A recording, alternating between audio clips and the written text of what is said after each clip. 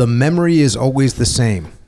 My younger brother and I are in my grandparents' backyard. The grass is freshly cut because I just finished mowing the lawn under my grandfather's watchful eye before dumping some flour onto the ground to mark baselines and batter's boxes.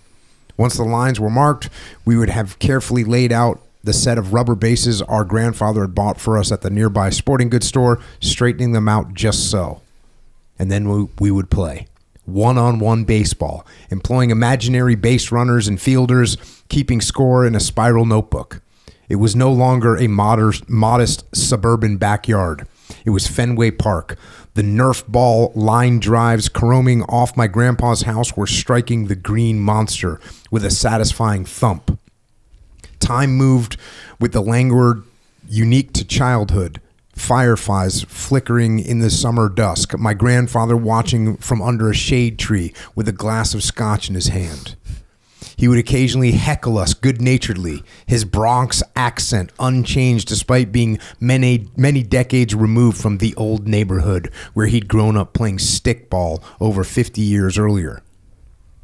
I am now closer to the age my grandfather was then than I am to my younger self. A kid channeling Roger Clemens, blowing fastballs by his hopelessly overmatched younger brother. These days, even the 2 years I spent playing baseball in college at Princeton have begun to fade in my mind. Yet this memory of my childhood remains pristine, somehow growing even more vivid with the passage of time. When I was young, those evenings seem as if they would stretch on forever, the sun suspended just above the horizon, never setting on our happiness. Only years after the final pitch was thrown toward the upright green wheelbarrow that served as both catcher and strike zone would I realize that the game was over and that those magical summer evenings with my brother and grandparents were the happiest I would ever be. Ah, man. So, that's just the introduction right there. And the book, as you mentioned, the book is like the story of the Batavia Muckdogs. Mm-hmm. And it's like a love story of baseball and a love story of America. And it's also about how, money and greed can corrupt both those things. But how the soul of America is still there. Exactly. That's a great way to put it. And I think it addresses that sort of fundamental tension between, or the question of, what is baseball? And as I mentioned, hopefully as comes through in that introduction you read, I think that at least historically we've liked to believe that it's something special. It's not. It transcends business. It's our national pastime. And so, and there's kind of a romance associated with it and a historical role in kind of bringing people together that, you can hear the sort of capitalist argument, well, this is a business, and this was a business decision, and this is $700,000. Why does the owner have to pay it if he doesn't want to? And I acknowledge that. That's America. They can do what they want. But what bothers me a little bit was the disingenuousness of, on the one hand, purporting to be something more than that, on your commercials, making, before you watch the World Series, they'll have like a Norman Rockwell kind of, picture of a kid playing catch with his dad out by the cornfield, or like the movie The Natural, and, so baseball has always kind of leveraged this sort of mythic status that we're not just a business, we're something kind of uniquely like American. But if you're going to manage it in just with like a ruthless McKinsey consulting, strategy to extract every last dime, and maybe leave 40 struggling communities in the wake of these decisions, well then you can't really pretend to not just be a business and make and so that's kind of what I address in the book on a larger level, but I do it through the lens of this one community and what baseball means to this community, and in particular like a handful of people that whose lives are in one way or another defined by this small team in this small town, and hopefully I capture kind of what is sort of magical about that, and it's distinct from professional sports and major professional sports in that it's the same people going to these games every night. The season ticket's $99.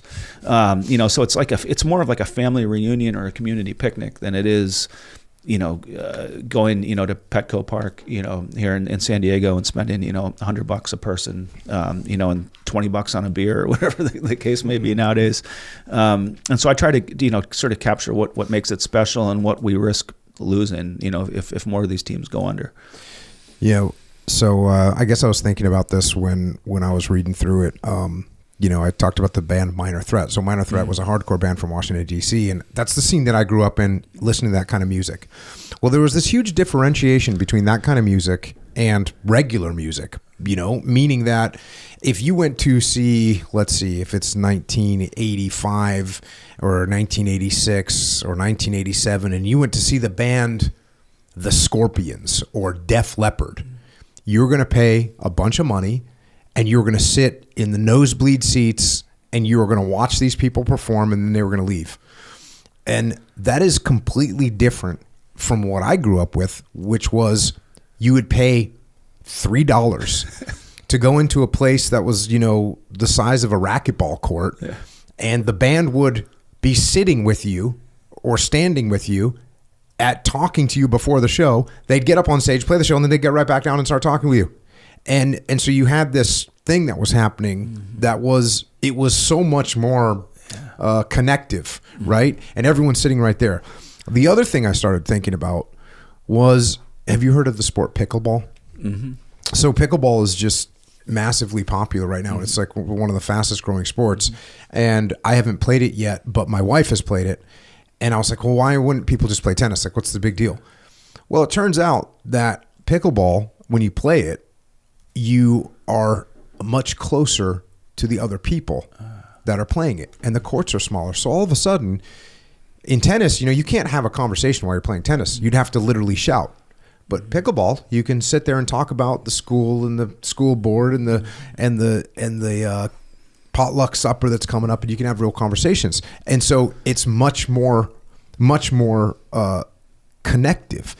And then I started thinking about the book, this book Homestand that you wrote. It's like, you're going to go to watch this game. You're going to be sitting right. You're probably going to meet the players, high five them, get their autographs, all hang out, take pictures, and then you're going to sit and you're going to talk with the people that are in your neighborhood, and you're going to watch this game and you're going to cheer them on, and you're going to have this unified thing. And man, that's a huge unifying force to rip out of these communities. You hit on so many of the themes that I tried to bring to life. And you're absolutely right in every respect, as far as what is special about this. The connection between the players and the fans. Before every game, the players are talking to the little kids, alongside the railing, signing autographs. And these kids, they don't know the difference between Manny Machado and some, Division III college kid. He's a big, strong guy wearing a cool uniform,